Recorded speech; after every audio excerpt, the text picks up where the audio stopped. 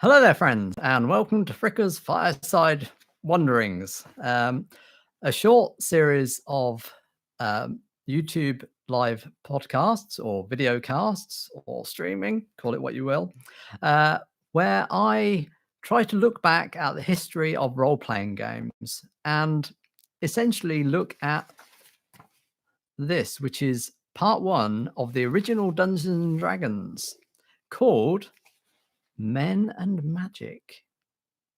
Perhaps a slightly curious title. It's alliterative and it does tell us something about the game, as we will find out.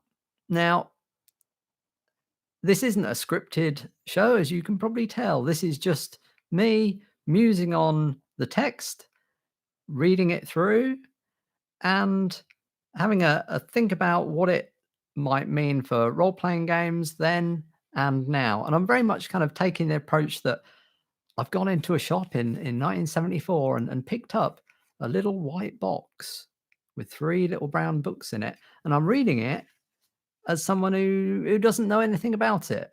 So let's begin. Dungeons and Dragons, Volume 1, Men and Magic by Gary Gygax and Dave Arneson.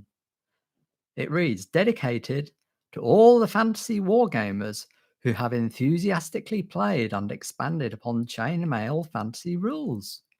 Chainmail, already another game referenced. With thanks and gratitude, here is something better. Okay.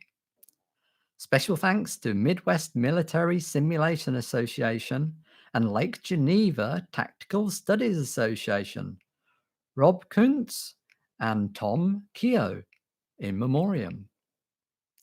Inquiries regarding rules should be accompanied, get this, by a stamped return envelope and sent Tactical Studies Rules, P.O. Box 756, Lake Geneva, Wisconsin. Well, I'm sure you can try that if you like. I mean, we could indeed try sending a stamped addressed envelope. I will stop periodically through the streaming and take a look at the comments.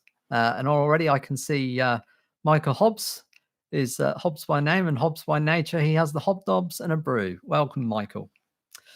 Okay, so I see at the bottom it's copyright 1974. So 46 years ago, Tactical Studies Rules.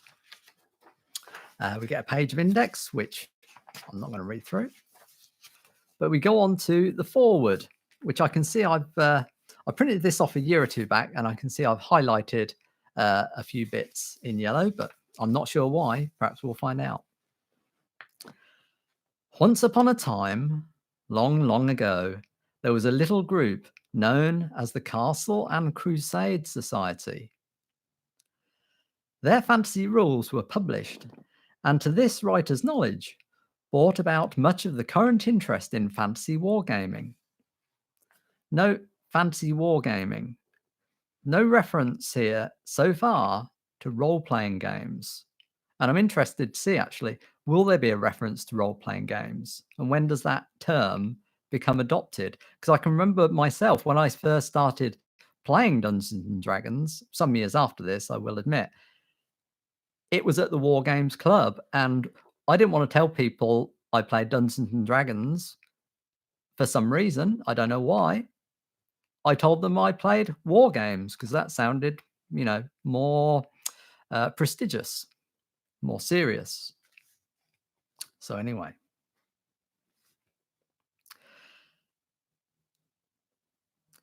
For a time, the group grew and prospered, and Dave Arneson decided to begin a medieval fantasy campaign for his active Two Cities Club.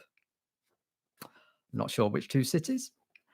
From the map of the land, in inverted commas, of the Great Kingdom and environs, the territory of the C&C Society, that's the Castle and Crusade Society, Dave located a nice bog wherein to nest the weird enclave of Blackmoor, a spot between the Great Kingdom and the fearsome Egg of Coot. So already we're getting a few references to places, to fantastical places in these realms. And I'm interested also as to where the setting of D&D is in these books. How do we know where we are and what we're actually playing? From here we are again with a reference to chainmail fantasy rules. I mean, they're not in the box that I bought for, this little white box. From the chainmail fantasy rules, he drew ideas for a far more complex and exciting game, and thus began a campaign which still thrives as of this writing. In due course, the news reached my ears, and the result is what you have in your hands at this moment. While the C&C Society is no longer, its spirit lives on. Well, indeed it does. And we believe that all wargamers who are interested in the medieval period, not just fantasy buffs, will enjoy playing Dungeons and Dragons. Its possibilities go far beyond any previous offerings anywhere. We're getting promised a lot here. While it is possible to play a single game, unrelated to any other game events, past or future, it is the campaign for which these rules are designed. It is relatively simple to set up a fantasy campaign, and better still, it will cost almost nothing. I guess. In fact, you will not even need miniature figures, although their occasional employment is recommended for real spectacle when the battles are fought. Yes, I can remember that real spectacle of getting out some little 25mm metal figures and just plonking them on the table. I'm not sure what we did with them because we didn't use grids or anything. I asked my mate Phil recently, I can recall buying all those Citadel miniatures. When we played D&D, what did we actually do with them? And he's like, well, we just put them on the table and looked at them. That was it. I think you had marching order. And then, an ogre would come out. So you'd put an ogre figure down and then you'd just play the game. But it wouldn't be like a tactical skirmish thing. Anyway, where are we? A quick glance at the equipment section of this booklet will reveal just how much is required. The most extensive requirement is time. Well, that remains true today. The campaign referee will have to have sufficient time to meet the demands of his players. He will have to devote a number of hours to laying out the maps of his dungeons and upper terrain before the affair begins. The third booklet of this set will be of great help in this respect, for a number of helpful suggestions regarding how to accomplish it. All have been given in order for you to help accomplish the task with a minimum of time and effort. Okay, so we're promised help in setting up our dungeons. I mean, have we got to create our own board for the game? What's going on? Coming to this first time, you wouldn't know what you were doing here, would you? There should be no want of players, for this is unquestionably a fascination in this fantasy game, evidenced even by those who could not by any stretch of the imagination be termed ardent wargamers. The longevity of existing campaigns, notably Blackmoor in the Twin Cities and Greyhawk in Lake Geneva, and the demand for these rules from people outside these campaigns point towards a fantastic future. It's like Gary could see the future here. Okay. D&D has come a long way since this book. Tactical Studies Rules believes that all forms of wargaming, fantasy, will soon... What? All forms of wargaming, fantasy, will soon become the major contender for first place. Ah, I see. I put the emphasis in the wrong place. This section of this booklet, entitled Scope, will provide an idea of just how many possibilities are inherent in Dungeons and Dragons. So there he's saying that of all the forms of wargaming, in our terminology, role-playing, fantasy will be the dominant one. which again is, I'd have to say, is a a prediction which is stayed true to today. These rules are strictly fantasy. Okay. We come to a bit where I've highlighted in yellow now. I'm not sure why. Those wargamers who lack imagination, those who don't care for Burroughs' Martian adventures, where John Carter is groping through black pits, who feel no thrill upon reading Howard's Conan saga, who do not enjoy the De Camp and Pratt fantasies of Fritz Lieber's Farford and the Grey Mouser, pitting their swords against evil sorceries, will not be likely to find Dungeons and Dragons to their taste. So, yeah, you can put the book down now. Unless, like all right-minded people, you are excited by those things. Okay, so we carry on. But those whose imaginations know no bounds, that's me and you, will find that these rules are the answer to their prayers. With this last bit of advice, we invite you to read on and enjoy a world where the fantastic is fact and magic really works. E. Gary Gygax, Tactical Studies Rules Editor, 1st of November 1973, Lake Geneva, Wisconsin. Okay. So with each page turn, how about have a little look at the comments? And what do we have from Ralph here?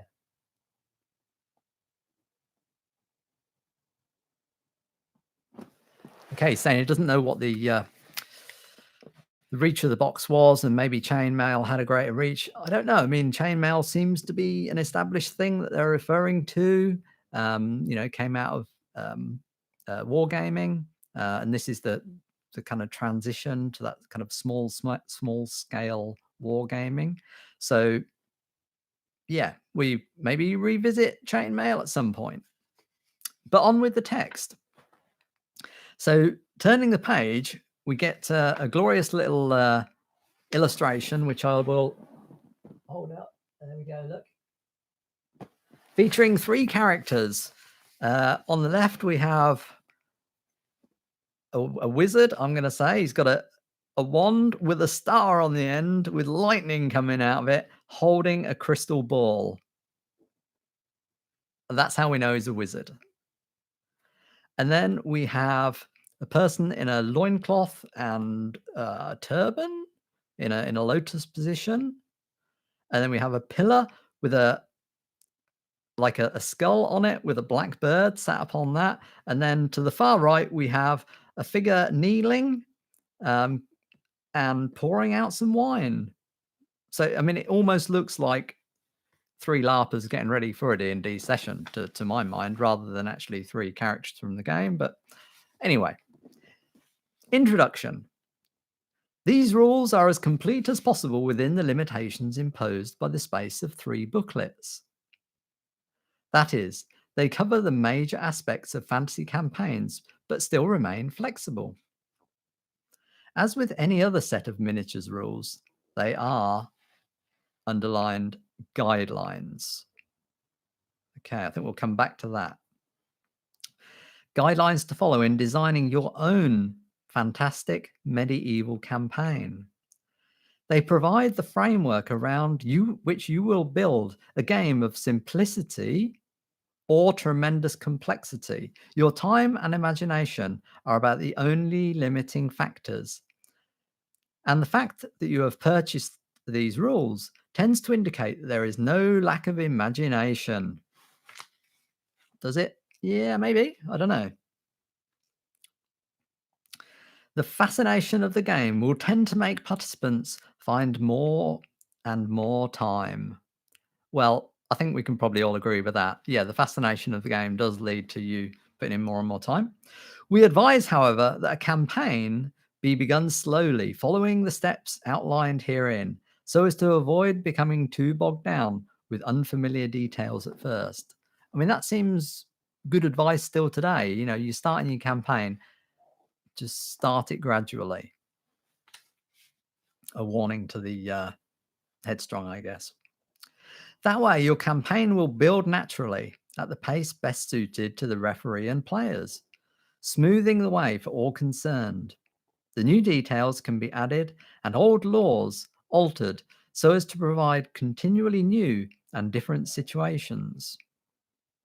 So we're already getting the implication here that if there's rules you don't like, you can throw them out or you can change some of them. I think it's saying that you can do that as the got to be careful here. Then we haven't had Dungeon Master. What we've had is referee, I think. So yeah, it's very much encouraging you to make it as simple or as complex as you want and to alter the rules as you see fit. In addition, the players themselves will interact in such a way as to make the campaign variable and unique. And this is quite desirable. So, it's a group project. That's cool. I like that. If you are a player purchasing Dungeons and Dragons rules in order to improve your situation in an existing campaign, you will find that there is a great advantage in knowing what is herein. I like the use of the word herein. Sounds a bit, I don't know. Is it a bit archaic? If your referee has made changes in the rules and or tables, simply note them in pencil. So again, we're getting that idea that the GM, in his wisdom, has decided that we don't like that rule, or we're going to change that thing on that table. So amend your version of it. So everybody's going to have their own version of D&D, which again seems true with the history of D&D as I perceive it.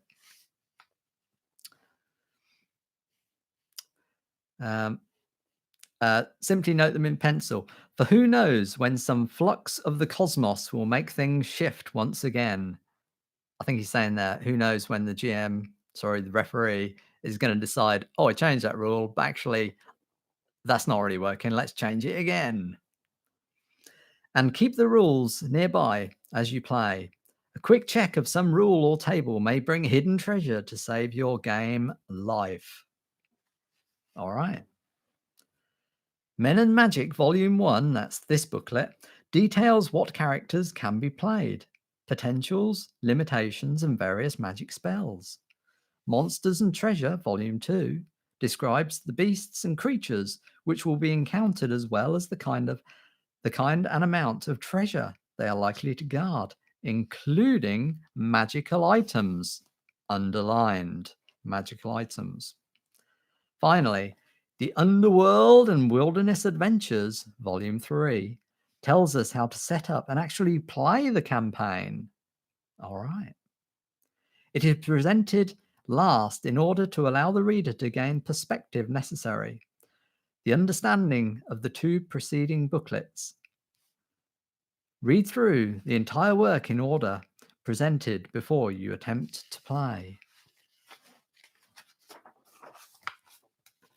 Then we have this section which was referred to earlier, scope. With the various equipment listed in the following section, Dungeons and Dragons will provide a basically complete, nearly endless campaign of all levels of fantastic medieval wargame play. There's that word again, wargame. Actually, the scope need not be restricted to medieval. It can stretch from the prehistoric to the imagined future. But such expansion is recommended only at such time as the possibilities in the medieval aspect have been thoroughly explored. That's going to take you a while, but yeah. The use of paper, pencil, and mat boards are standard. Medieval figures can be added if the players have them available and so desire, but miniatures are not required. Okay. Only aesthetically pleasing. Okay, good.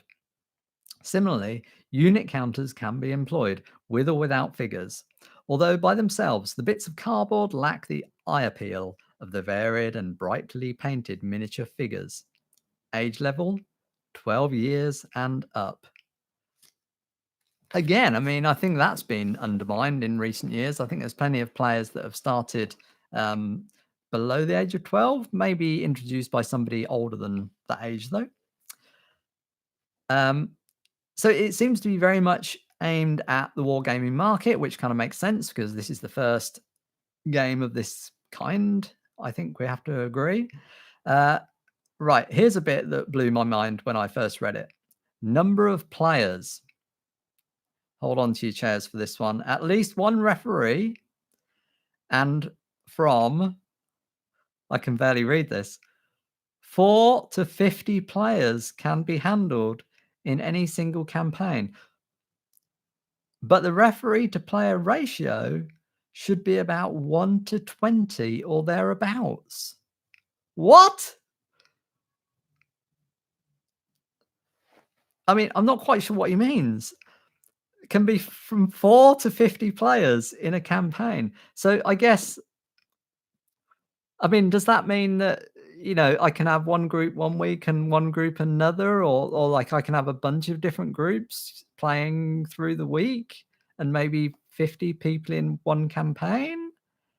Um, yeah, I mean, uh, I can see in the comments, like, who even knows 50 people?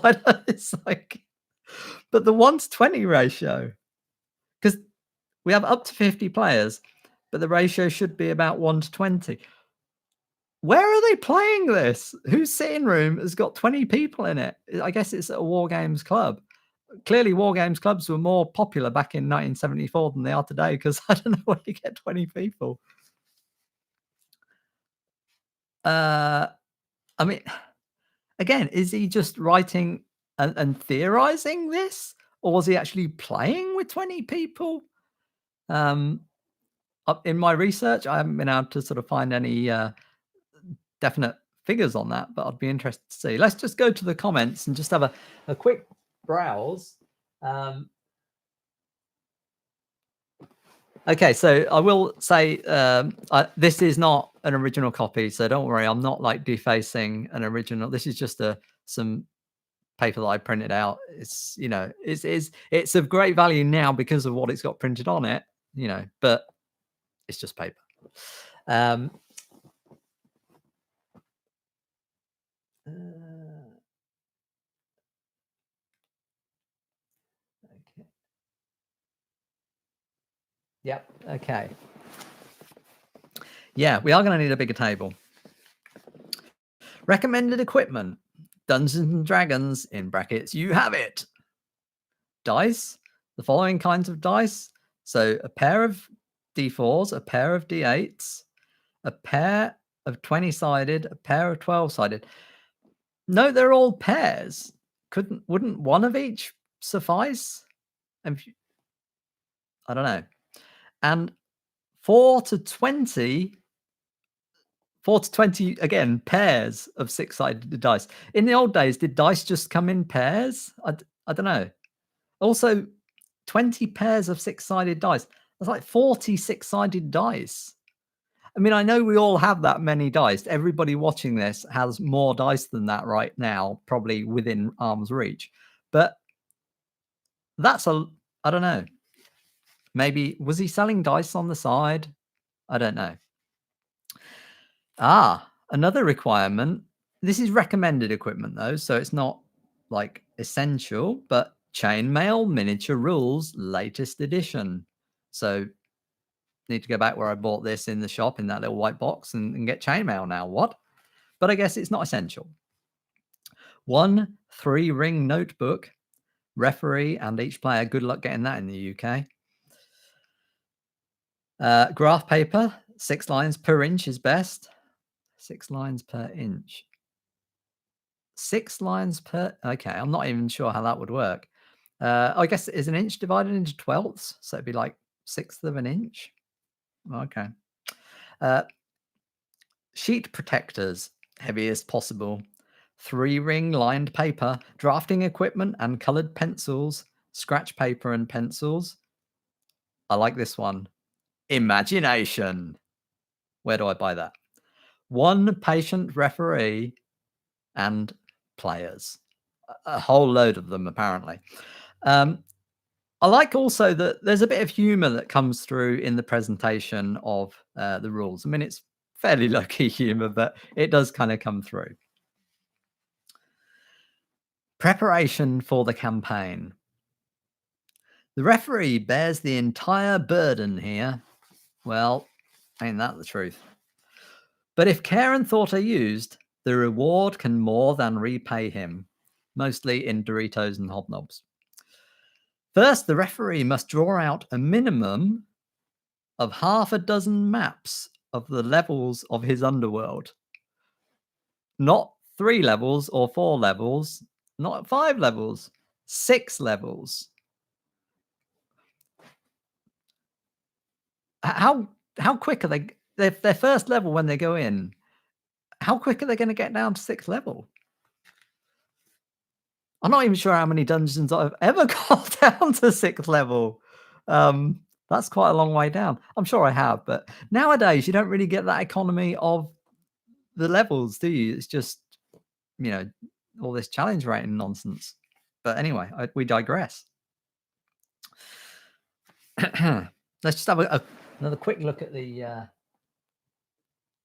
Yes, we do only have the 2 ring binders as standard in Britain. Which sometimes those American games would come with the 3 holes in, and we were like, I don't know what to do with this. I'll just punch 2 more holes in it in the British place, and it's full of holes, but at least I could put it in my folder. Anyway, yes, and then people them these 6 levels of maps with monsters of various horrid aspect. Distribute treasures accordingly, and note the location of the latter 2 on keys, each corresponding to the appropriate level. So here again, we're getting an implication of setting, because where else does this thing about levels of dungeon come from? There's various levels of the dungeon already. We're getting that idea. We've got to have at least 6, and we've got to populate them with monsters and treasure, things to be found.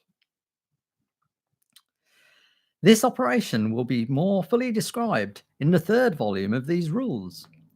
When the task is completed, the participants can then be allowed to make their first descent into the dungeons beneath a huge ruined pile, a vast castle built by generations of mad wizards, and beneath and insane geniuses. Sorry, I'll read that again. So again, this is a bit more setting here. A huge ruined pile, a vast castle built by generations of mad wizards and insane geniuses. So again, a bit of flavor there. Before they begin, players must decide what role they will play in the campaign, human or otherwise, fighter, cleric, or magic user. That's your choices. 3. Again, you know, limited choice can be good. So presumably you can have 6 of each. Thereafter, they will work upwards, if they survive, to gain experience. Another term which is going to come to mean a lot. First, however, folded over, it is necessary to describe fully their roles. Right, characters. There are 3, in brackets 3. I don't know why we have to have it in words and numbers. Main classes of characters. Fighting men. I'm guessing that's a generic men. It is 1974. We could have fighting women. Magic users and clerics. Yes, none of your filthy thieves in here. Or barbarians, or rogues, or myriad other things. So what are fighting men? Fighting men includes the characters of elves and dwarves, and even halflings. Magic users includes only men and elves. Dwarves and halflings can't use magic? What's up with that? Clerics are limited to men only. Again, like, why these limitations? All non-human players are restricted in some aspects and gifted in others. So I suppose there's a concept of balance here, that you're not just getting an elf and being so much better than being a human. This will be dealt with in the paragraphs pertaining to each non-human type. Fighting men. All magical weaponry is usable by fighters, and this in itself is a big advantage. Yep, I can see that. In addition, they gain the advantage of more hit dice, the score of which determines how many points of damage can be taken before a character is killed. Okay. They can use only a very limited number of magical items of the non-weaponry variety, however, and they can use no spells. Fighters, fighting men, if you will, no spells, but they can use a few magic items and weaponry. Top level fighters, in brackets, lords and above. So we get this idea that early on that the fighting men or the various classes have different tiers that are given names. Who build castles are considered barons, and as such, they may invest in their holdings in order to increase their income. See the investments section. What? What? Oh, we're on to like building castles and investments. Sound a bit like, I don't know, stockbrokers now.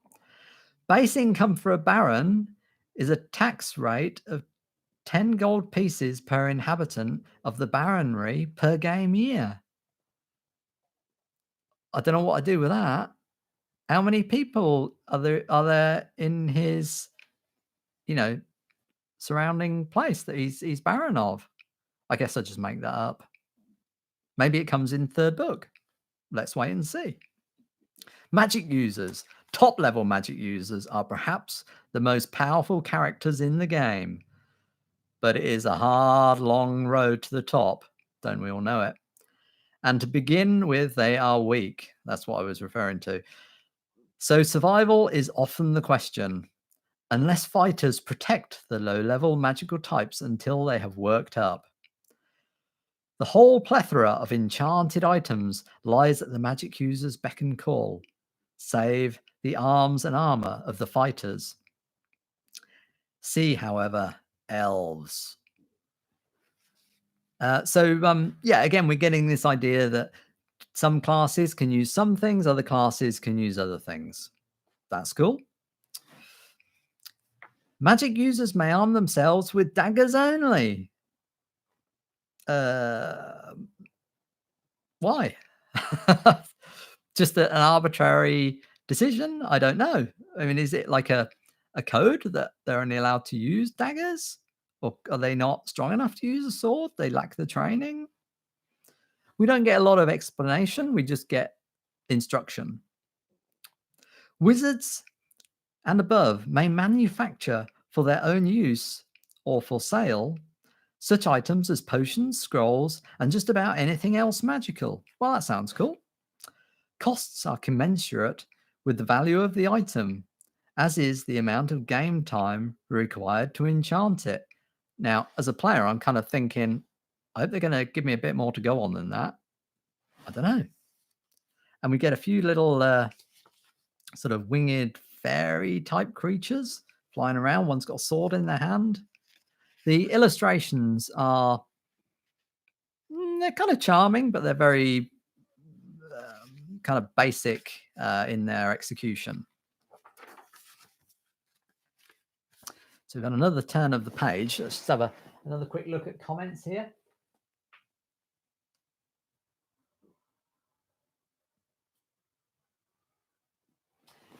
Yes, so that separate race class thing, not wholly, I think, but we're going to come on to that. Examples of costs. So I'm not going to read tables and charts, but I will just refer to it. So a potion of healing cost 250 gold pieces plus 1 week. A wand of cold, 10,000 gold pieces and 6 months. an X-ray vision ring, 50,000 gold pieces, and a year. Okay, I mean, so I guess we're given a bit more information just coming up, but this is a concept of how long it takes to enchant things. I guess the money is for the various resources that you'd need to do these things, to buy the various magical components or mundane components that you'd use for your magical rituals, and the amount of time. So, I mean, as the reader, I'm kind of reading that into it. And then we get another paragraph. Research by magical types can be done at any level of experience. Oh, okay. But the level of the magic involved dictates the possibility of success, as well as the amount of money necessary to invest. Assume that a magic user can use a 4th level spell, explained later. Good.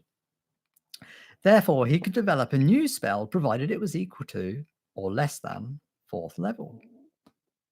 Okay. All this will be explained fully in the section dealing with spells. Good. Next, so that was have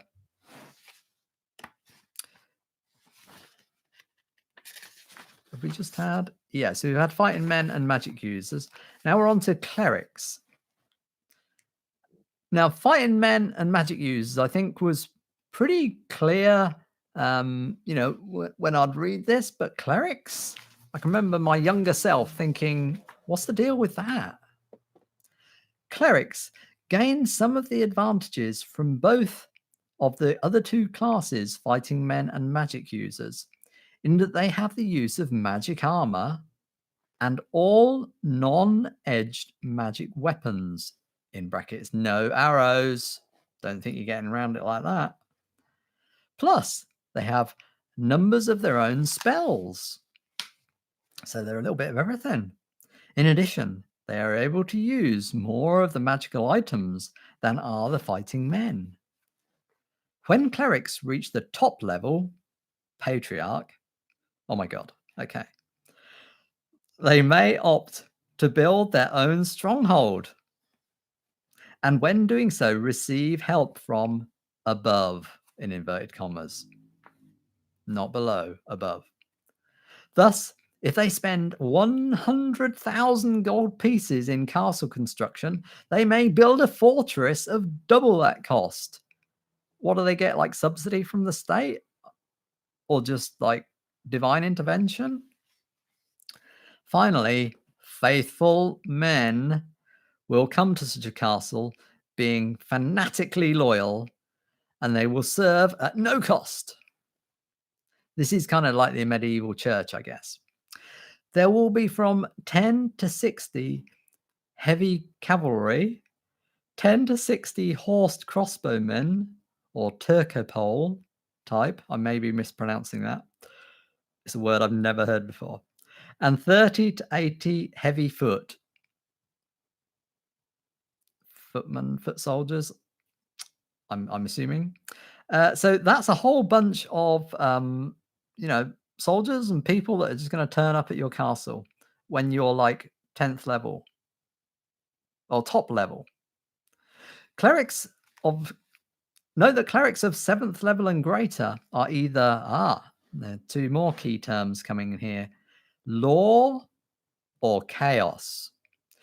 And there is a sharp distinction between them. Are you going to tell us what that is? Let's read on. If a patriarch receiving the above benefits changes sides, all the benefits will immediately be removed.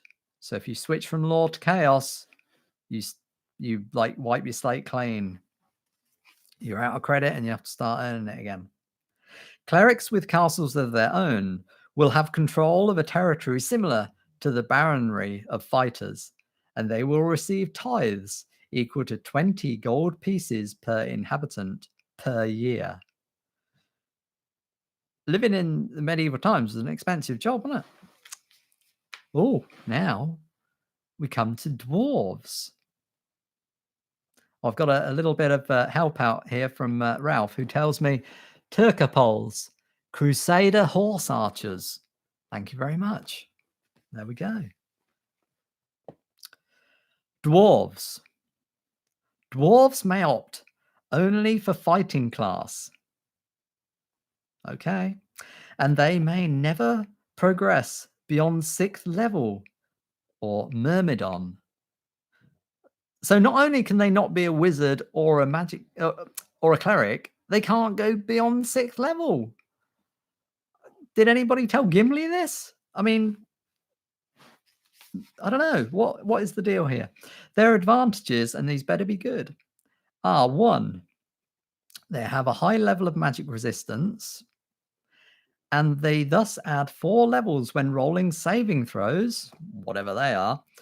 A 6th level dwarf equals a 10th level human. 2, they are the only characters. This sounds good. They are the only characters able to fully employ the +3 magic warhammer. Now, I like the sound of that. I don't know what it is, but it's got a +3. I guess that's good because they're the only ones that can use it. Explained in volume 3. Oh. Note. Nope. Number 3. They note slanting passages, traps, shifting walls, and new construction in underground settings. Oh. And 4, they are able to speak the languages of gnomes, kobolds, and goblins, in addition to the usual tongues. See languages in this volume. Also, we've got some more creatures coming in here. Gnomes, goblins, and kobolds. I'm probably familiar with some of those. Aha! Now, if you weren't sure what a dwarf is, I think this will, after looking at this, you'll have a pretty good idea. Or not. Yes. Thank you, Dave. Dwarves are indeed, he tells me, like small men. Elves. What are they like? Elves can begin as either fighting men or magic users, not clerics, and freely switch class whenever they choose. From adventure to adventure. Oh. But not during the course of a single game. Thus, they may gain benefits of both classes and may use both weaponry and spells. Well, this is sounding like quite a good deal so far. They may use magic armor and still act as magic users. Ooh, now. So it can be a magic user in magic armor. This is sounding more like it. Can I use more than a dagger? Let's see. However, they may not progress beyond 4th level fighting man, in brackets hero, nor 8th level magic user warlock. Really? I mean, so I could be, well, I guess the combination of that is you are a hero warlock. I mean, that's pretty good, right? That's got to be worth something. Elves are more able to create, elves are more able to note secret and hidden doors. Okay. They also gain the advantages noted in the chainmail rules when fighting certain fantastic creatures. Oh, I feel I'm missing out now, having got this and not chainmail. Finally, elves are able to speak the languages of orcs, hobgoblins, and gnolls. Gnolls, in addition to their own elvish and the other usual tongues. Not languages, tongues. Now we come to halflings. Should any player wish to be one, a bit of a loaded start to that line, I can't help feeling. He will be limited to the fighting men class as a halfling.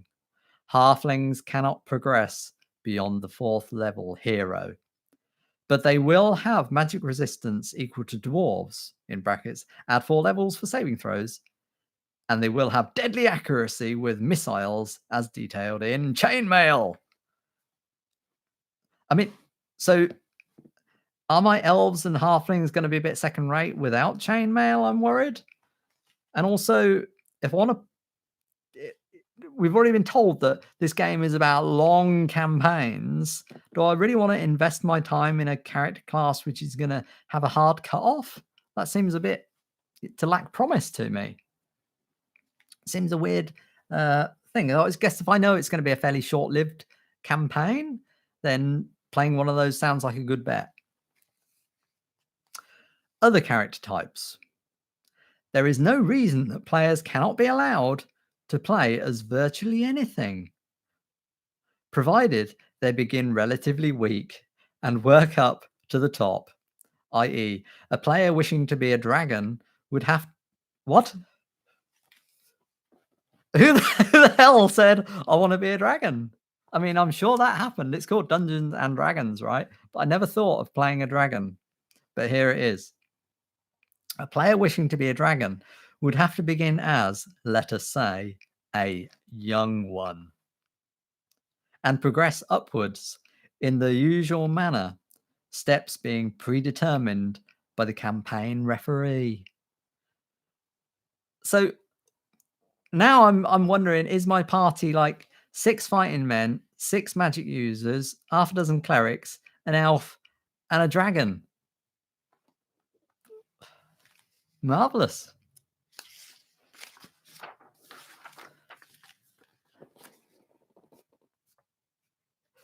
Right. Is it in reference to the dwarf picture? Somebody wants to use it as their new profile picture. I'll have to put it up online early. You can probably find it by Googling. I'm sure you can find anything by Googling. Yes, Daily Dwarf, not to be trusted, he says. Is that with reference to the halflings or to the dragons? I mean, no, I can't say that about the halflings. They are trustworthy. And we get now you're not going to want to miss this, friends, because we get a picture here of a gnome. In case you weren't sure what a gnome is, I mean, I think of all these things, a gnome, I've seen them in the garden. My gran had one with a little fishing rod, but this one is unsheathing what looks a bit like a samurai sword. It's a small illustration at the top of the page. Quite remarkable. Gnomes. Now we get character alignment. Character alignment, including various monsters and creatures. Before the game begins, it is not only necessary to select a role, but it is also necessary to determine what stance the character will take.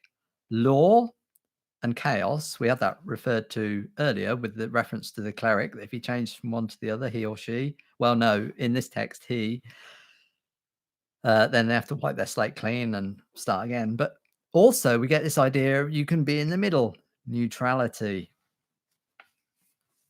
Character types are limited as follows by this alignment. Here we are opening up a can of worms. Law. Okay, it's another chart, so let me just have a little look at it and say what my take on it is, because there is 3 columns: law, neutrality, chaos, and we get different races and creatures listed in each one. Men could be any of the 3. They appear in all of them, as do lycanthropes. Yep. Underlined. We have a little key at the bottom. An asterisk indicates that the name appears in both law and neutrality columns. Okay. An underline indicates that the name appears in both neutrality and chaos columns. Okay, so men are underlined with an asterisk. I see. I guess that's a useful thing to have to sort of tell you, but I mean, you could just read the chart. I don't know. So halflings can only be lawful. Treants, a bit like Ents, I'm guessing, can just be lawful. Unicorns, obviously.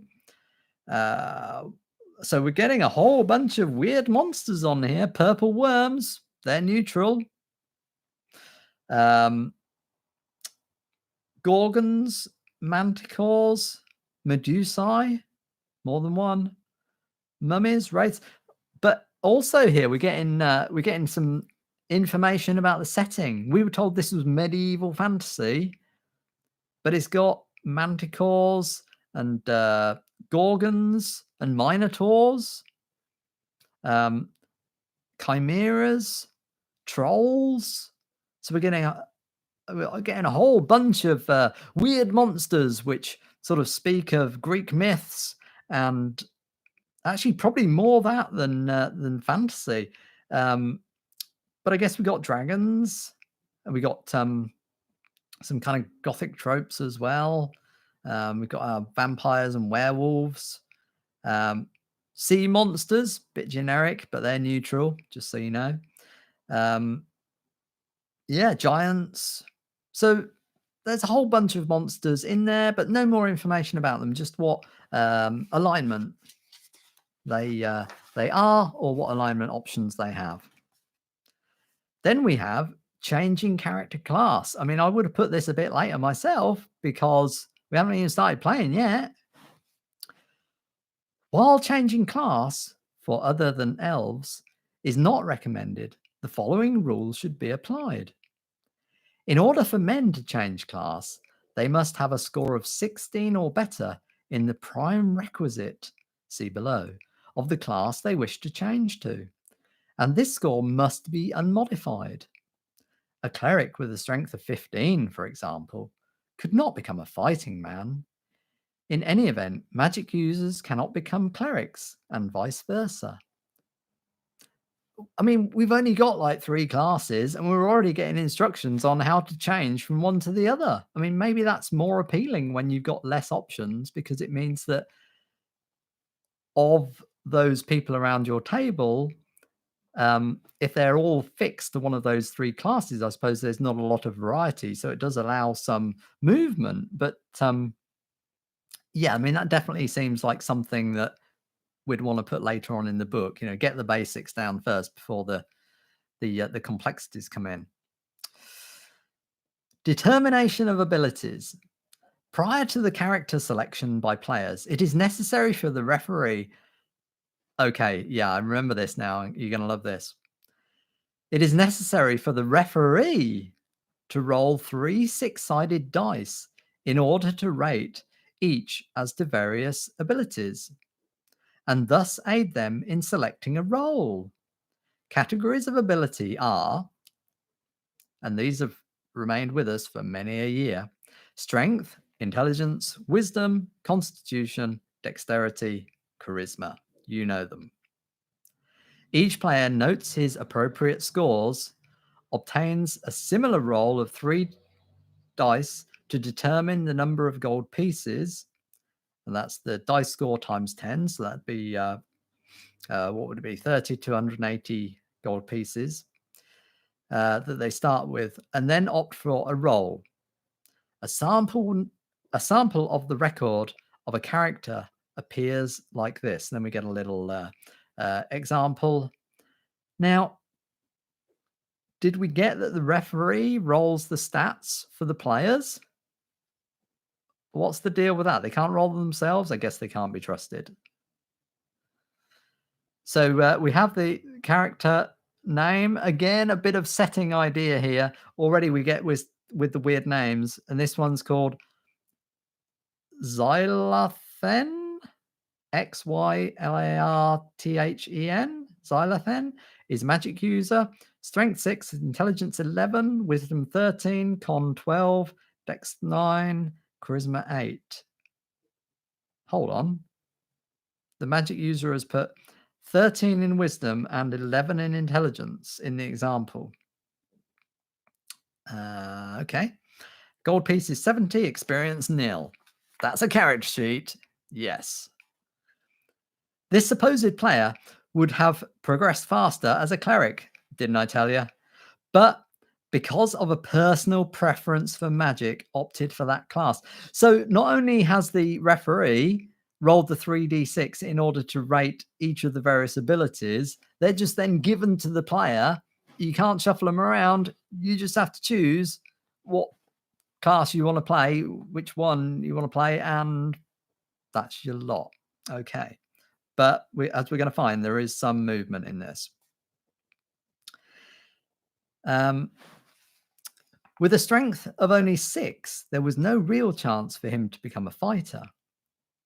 His constitutional score, or just constitution score, indicates good health and the ability to take punishment of most forms. A dexterity of 9, low average, means that he will not be particularly fast or accurate. He is below average in charisma, but not hopelessly so. And then we come to an explanation of abilities. Now, how are we doing? We're coming up on the hour, so I'm going to go through an explanation of abilities, and then we'll probably leave it there for today. Explanation of abilities. The first 3 categories are the prime requisites for each of the 3 classes: fighting men, magic users, and clerics. See the bonuses and penalties to advancement due to abilities table, which appears like hereafter. It's weird how some things are like underlined. I guess that's because they're sections in other parts of the book. Strength is the prime requisite for fighters. Okay, that seems like a no-brainer. That seems pretty obvious. Clerics can use strength on a 3-for-1 basis in their prime requisite area, wisdom, for purposes of gaining experience only. Strength will also aid in opening traps and so on. Okay, clerics can use strength on a 3-for-1 basis in their primary requisite area, wisdom. I'm not quite sure what that means. I'm hoping we'll get a better explanation of that. Intelligence is the prime requisite for magical types. Again, that makes sense. Both fighters and clerics can use it in their prime requisite areas, strength and wisdom respectively, on a 2-for-1 basis. Intelligence will also affect the referee's decisions as to whether or not certain action would be taken, and it allows additional languages to be spoken. Okay. Wisdom is the prime requisite for clerics. It may be used on a 3-for-1 basis by fighters and a 2-for-1 basis by magic users in their respective prime requisite areas. Wisdom rating will not add much. Wisdom rating will not add as much as that for intelligence. Constitution is a combination of health and endurance. It will influence such things as the number of hits which can be taken and how well the character can withstand being paralyzed, turned to stone, etc. So again, we're getting a bit of setting here. We've already seen there are Medusa and so on, so ties in with the paralyzed turned to stone idea. Dexterity applies to both manual speed and conjuration. It will indicate the character's missile ability and speed with actions such as firing first and getting off a spell, etc. Okay. Charisma is a combination of appearance, personality, and so forth. Its primary function is to determine how many hirelings of underlined unusual nature a character can attract. Hirelings of unusual nature, not just hirelings. Intriguing. This is not to say that he cannot hire men-at-arms and employ mercenaries, but the charisma function will affect loyalty of even these men. Players will, in all probability, seek to hire fighting men, magic users, and or clerics in order to strengthen their roles in the campaign. A player character can employ only as many individuals as his character score indicates. And we get a little chart here with charisma score from 3 to 18, the number of hirelings going from 1 to 12, and another column for their loyalty base, starting low at -2 and going all the way up to +4 if you've got a charisma of 18.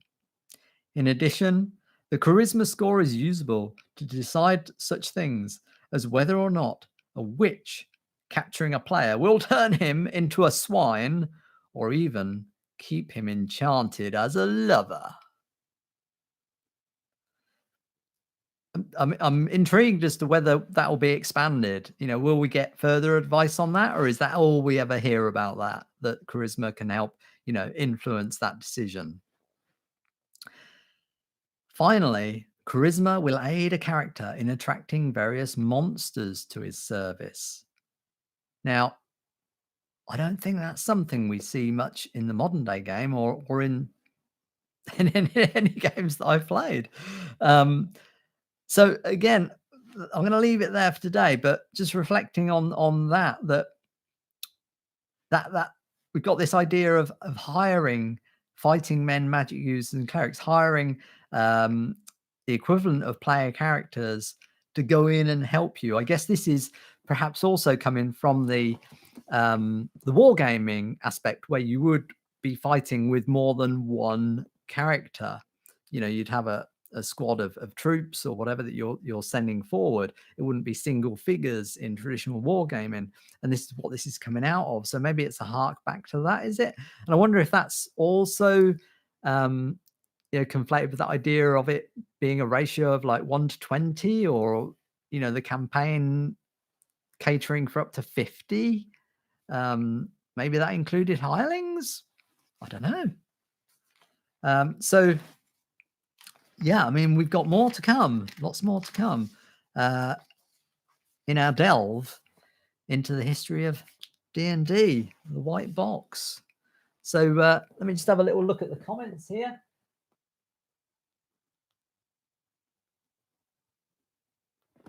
Yeah, not much help for running a dragon.